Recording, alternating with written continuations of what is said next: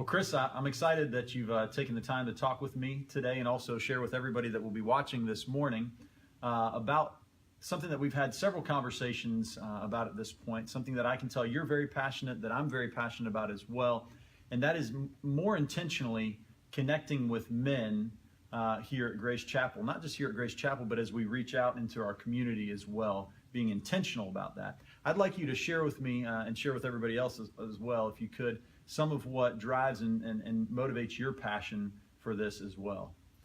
Absolutely. Thank you, Paul, for this opportunity, and thank you for letting us share with you. One of the things that we have not done a good job historically at the church is really engaging our guys. You know, yeah, we volunteer and we serve communion, and maybe we've got some folks as ushers, but really talking about discipleship, which is our focus this month, and really modeling Christ in our homes and in our workplace and those types of things, and a good biblical model of Christ. You know, a lot of times we have this kind of Fred Rogers model of Christ, which is nothing wrong with Fred Rogers, that's good, but that is not the only model there is. And if we look at Scripture, we see a guy that could be very compassionate at times and then very fierce at other times. And so the reason this discipleship and engagement of our men in that discipleship is important is when we look at reaching those that are far from God and helping them have a relationship with God. The statistics, as we've looked at this over the years from Barna and other people that have researched this, if you reach the Father first, and the Father is the first to come to Christ in the household, you've got a 93% chance of getting the rest of the family to come to Christ.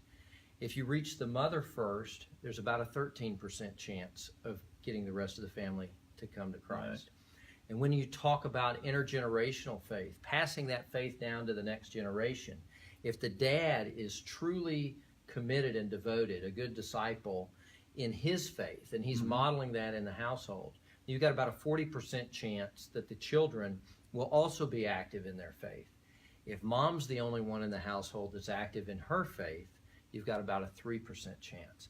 So this is kingdom stuff, and Satan does not want our men engaged. He wants us to be happy and show up and, do our part, volunteer here and there, and that's the end of it. Absolutely. I think those are two very powerful and somewhat startling statistics when you break them down that way.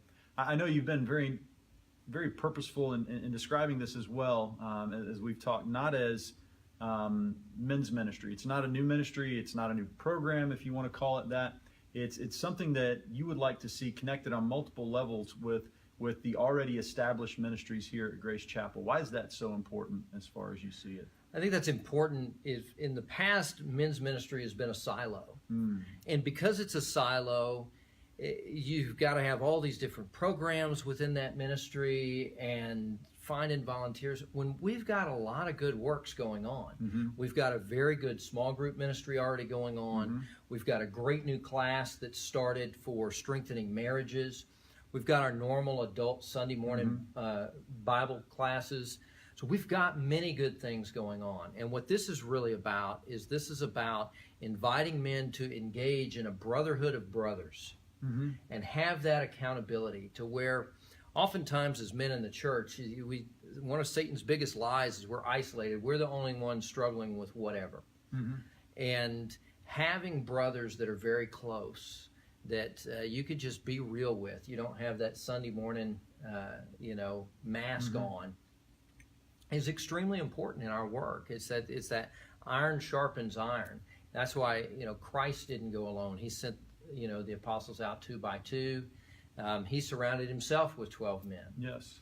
And so this is very, very important that we encourage men to get plugged into these other programs. And this is more of a cultural shift of engaging men to be active disciples in their faith. Absolutely. So when you look at it this way, it's, we're potentially using the small group model to engage men, very small groups from what I understand. But it's something that will support family ministry. It's something that will support marriage ministry as these things develop. I can definitely see that, and I hope you all can as well. Tell me as well, I've seen several times leading into our worship assembly and coming out now a trailer for a weekend retreat. Can you share with us a little bit more about that? Absolutely. So we've got our first in a while men's retreat that's going to be September 15th through 18th. So guys, go ahead and ask. That's why we're promoting it now. You can ask that Friday off, because it'll start Thursday night. It'll go all day Friday, all day Saturday until noon on Sunday. Okay. And this is not going to be your typical men's retreat where you go in, you sit and you listen to a speaker, and maybe you have some bonding activities and go on. There's going to be a lot of time for you to engage with God. And that's what the whole weekend is really about. It's about engaging with God, and it's set up that way. There's a lot of white space in the retreat so that you can have that time for reflection. And this is a format that we did very successfully at West Houston. We did 3 of these retreats based on the Wild at Heart retreats that Ransom Heart Ministries and John Eldridge put on.